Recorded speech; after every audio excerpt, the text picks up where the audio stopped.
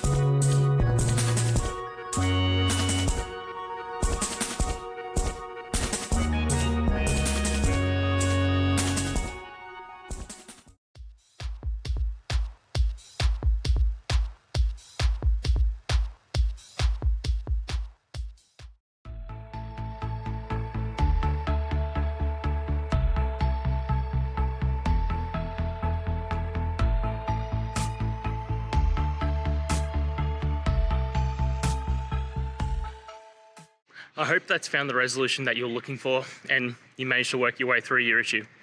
Please, if it did help, hit subscribe. I'd really appreciate it. And until the next technical time you need help, have a good one.